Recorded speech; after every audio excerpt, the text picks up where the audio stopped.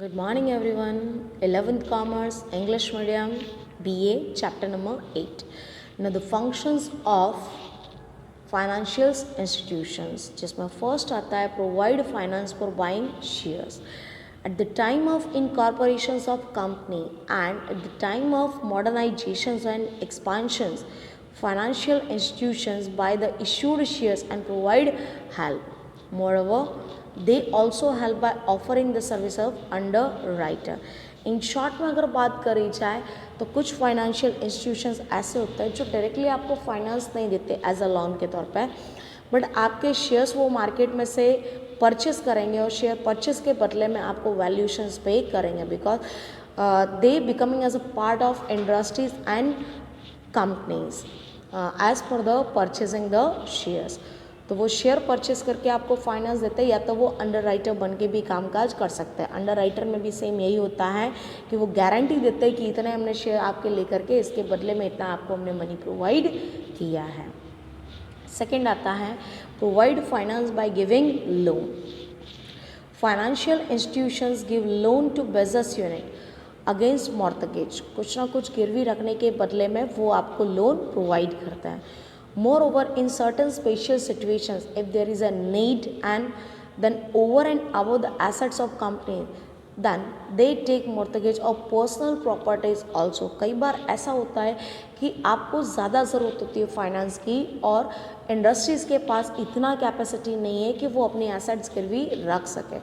तो लोग क्या करते हैं, अपनी पर्सनल प्रॉपर्टी को गिरवी रख के भी इंडस्ट्रीज़ के लिए लोन लेते हैं. So providing a finance by giving loan.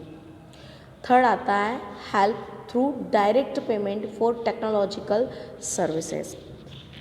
Many a time the companies have to spend heavily for technological services. Financial institutions provide technical services and on behalf of the company they make payment directly. So such a technological companies. कई बार ऐसा होता है कि आपको technology की ज़रूरत पड़ती है तो वहाँ पे आपको वो मनी प्रोवाइड नहीं करता है.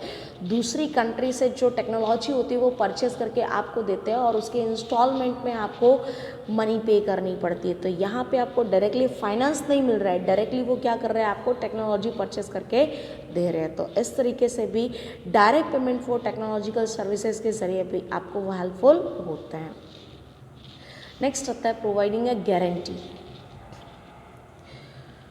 By becoming guarantor, they offer assurance to other financial institutions and this way they offer indirect help to the companies to get the finance.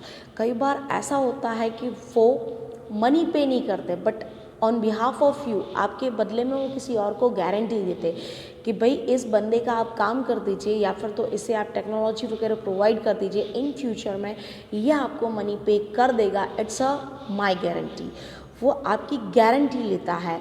सो ये providing a guarantee they also provide the finance to the companies.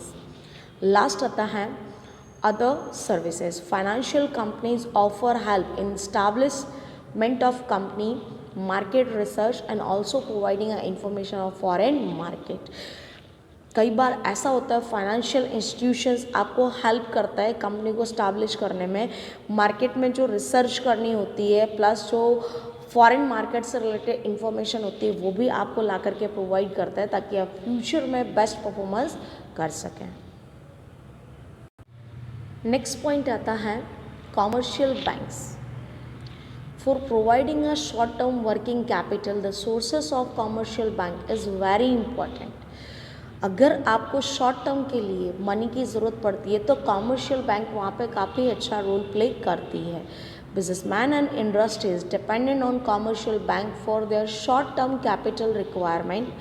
To certain extent, deposit accepted from the public are used by the bank for lending purpose to the business unit. ये लोग क्या करते हैं, public के पास से उनके deposit accept करते हैं एज अ सेविंग अकाउंट्स और बिजनेस को ज़रूरत पड़ती है तो वहाँ पर ही इन्वेस्ट करते हैं, उनको मनी प्रोवाइड करते हैं. So landing of finance of three way. First loan, second cash credit and third is overdraft.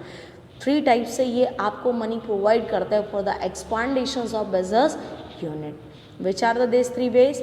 Loan, cash credit and overdraft. चलिए देखते हैं. फर्स्ट आता है loan. Commercial banks lend money to business organizations in the form of loan, which is as per such the policy of the bank. They provide loan after proper evaluations of company's financial requirement, capability to repay money, last year's annual accounts and profitability of the business. While offering loan, the assessed of company is mortgaged in favor of bank and interest have to be paid at a fixed rate of interest over approved loan. Amount of loan can be repaid in pre-decided installment or a total at a time. In short में अगर loan की बात की जाए तो loan आपको bank provide करती है, साथ ही साथ यहाँ पर कुछ चीज़ें भी होती है, जैसे कि जब आप लोन लेते हैं तो लास्ट ईयर का आपका बेनिफिट कितना था, प्रॉफिट कितना था, उसके रेशियो पर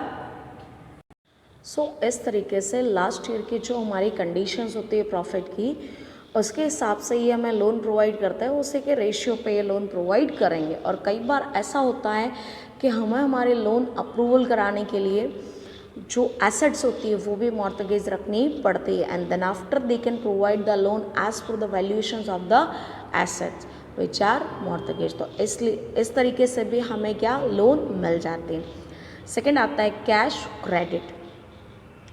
For meeting and requirement of business, industrial bank approves an amount of loan against the security of stock and personal properties.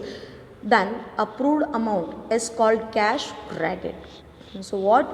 कई बार ऐसा होता है कि meeting for requirement of business की जो भी रिक्वायरमेंट्स होती है उसको पूरा करने के लिए इंडस्ट्रियल जो बैंक होती है वो आपको रिक्वायरमेंट के हिसाब से लोन तो प्रोवाइड करती है, but dependent on your credit. आपकी मार्केट में जैसी क्रेडिट होगी, जैसी आपकी प्रॉपर्टी होगी, उसी हिसाब से ये आपको क्या करते हैं, लोन प्रोवाइड करते हैं। लेकिन interest on such a credit facility will be charged on the basis of amount utilized and time of utilizations of fund। आपने कब यूटिलाइज़ किया, कितना यूटिलाइज़ किया, उसके ऊपर से इसका इंटरेस्ट का चार्ज होता है। इसका चार्ज कोई पहले से फिक्स होता नहीं है।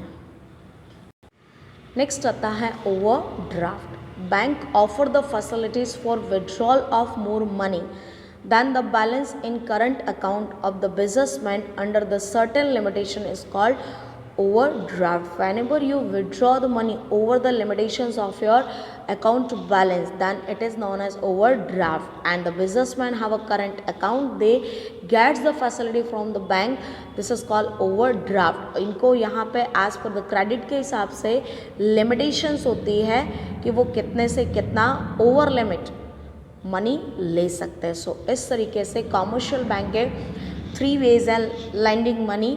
First loan, second cash credit and third is overdraft. और इस तरीके से वो आपको लोन प्रोवाइड करता है।